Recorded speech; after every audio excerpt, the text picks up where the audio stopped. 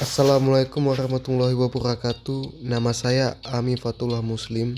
Saya adalah mahasiswa dari Universitas Unsyah Kuala yang berfakultas FISIP dengan prodi Ilmu Politik. Saya ingin memberitahukan teman-teman tentang demokrasi. Demokrasi itu terbuat dari dua kata, yaitu demos dan kratos. Demos yang berartikan rakyat dan kratos yang berartikan kekuasaan. Jadi demokrasi adalah sistem pemerintahan yang kekuasaan tertingginya dipegang oleh rakyat. Pengertian demokrasi menurut para ahli. Demokrasi adalah suatu pemerintahan yang berasal dari rakyat, oleh rakyat, dan untuk rakyat. Dapat disimpulkan bahwa pemegang kekuasaan yang tertinggi dalam suatu sistem demokrasi yaitu ada di kuasa rakyat, dan rakyat memiliki hak, kesempatan, dan suara yang sama untuk mengontrol dan mengatur kebijakan pemerintah melalui keputusan yang terbayang oleh Abraham L. Demokrasi adalah suatu kebijaksanaan umum yang ditetapkan atas dasar mayoritas oleh wakil-wakil yang diawasi secara efektif oleh rakyat dalam setiap pemilihan yang didasarkan atas prinsip kesamaan politik dan dilaksanakan dalam suasana di mana terjadi kebebasan politik. Henry B. Mayo. Demokrasi adalah suatu dasar di dalam pembentukan pemerintahan dan berada di dalamnya atau masyarakat dalam sebuah kekuasaan untuk mengatur dan memerintah agar dikendalikan secara sah oleh seluruh warga negara. Dari Profesor Muhammad Yamin. Macam-macam demokrasi. Demokrasi langsung. Demokrasi langsung adalah sistem demokrasi yang mengikut sertakan atau melibatkan seluruh rakyat yang dilakukan secara langsung dalam membicarakan atau menentukan urusan-urusan negara. Demokrasi tidak langsung. Demokrasi tidak langsung atau perwakilan adalah sistem demokrasi yang melibatkan rakyat pengambilan keputusan suatu negara secara tidak langsung. Dengan menyalurkan kehendaknya, rakyat memilih wakil yang telah dipercaya untuk menjabat dalam parlemen sebagai penyalur aspirasi rakyat. Demokrasi perwakilan dengan sistem referendum adalah sistem demokrasi di mana rakyat memilih perwakilan untuk menjabat di parlemen yang tetap dikontrol oleh rakyat dengan sistem referendum. Demokrasi perwakilan dengan sistem parlementer adalah sistem demokrasi yang terjadi karena adanya hubungan erat antara badan eksekutif dan legislatif.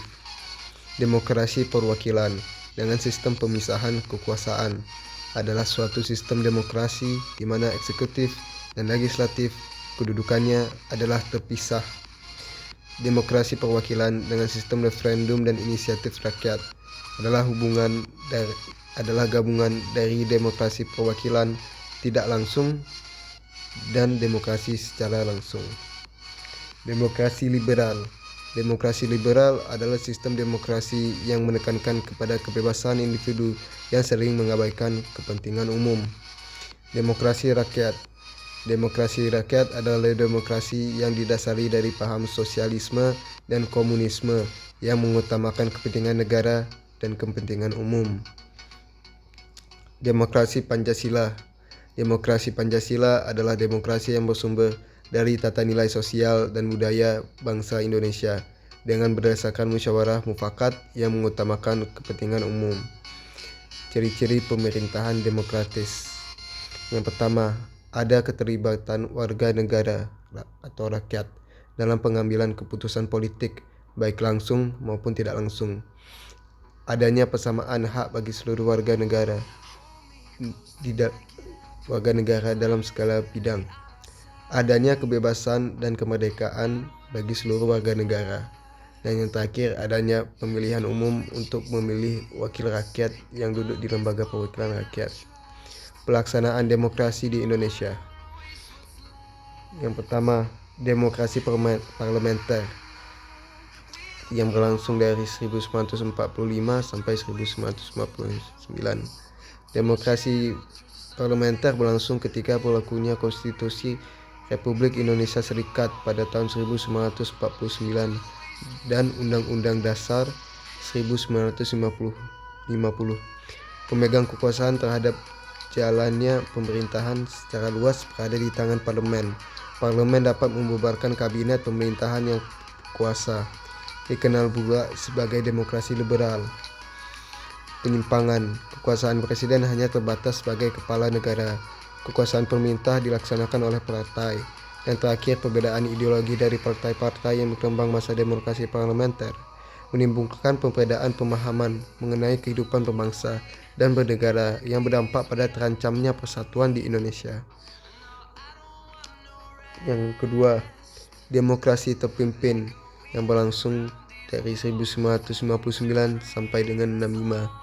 Demokrasi terpimpin berlangsung setelah dikeluarnya dekret pembubaran konstituante pada 5 Juli 1959 oleh Pak Presiden Soekarno.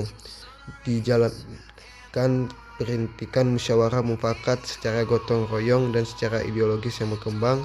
Pemegang kekuasaan terhadap jalannya pemerintah secara luas berada di tangan presiden.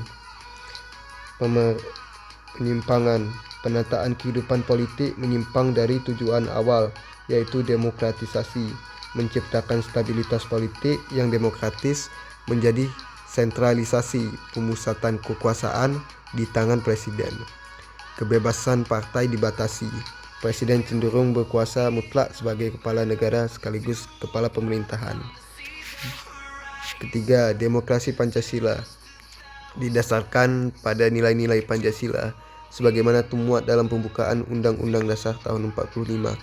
Pada masa Orde Baru, pemegang kekuasaan terhadap jalannya pemerintahan secara luas berada di tangan presiden. Bertekad akan melaksanakan Pancasila dan Undang-Undang 1945 secara murni dan konsekuen.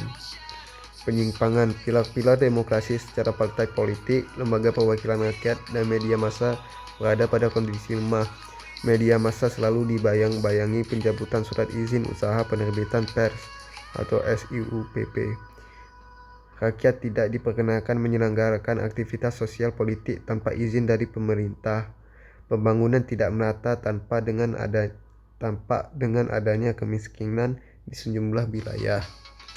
Demokrasi pada masa Orde Baru dianggap gagal sebab rotasi kekuasaan eksekutif hampir dikatakan tidak ada, rekrutmen politik yang tertutup, pemilu yang jauh dari semangat demokratis, pengakuan hak asasi manusia yang terbatas, dan tumbuhnya kolusi, korupsi, dan nepotisme yang merajalela.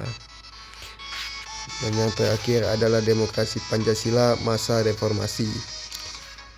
Kekuasaan pemerintah terdistribusi sehingga adanya keseimbangan kekuasaan, kontrol dari setiap lembaga kekuasaan, menekankan pada nilai-nilai demokrasi yang berlaku universal di dunia, yaitu 1.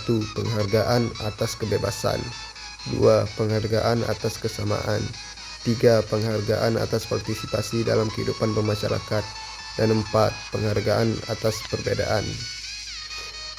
Mendasarkan pada Pancasila Undang-Undang 1945 dan meningkatkan peran lembaga-lembaga tinggi dan tertinggi negara dengan menegaskan fungsi wewenang dan tanggung jawab yang mengacu pada prinsip pemisahan kekuasaan dan tata hubungan yang jelas antara lembaga-lembaga teras politik.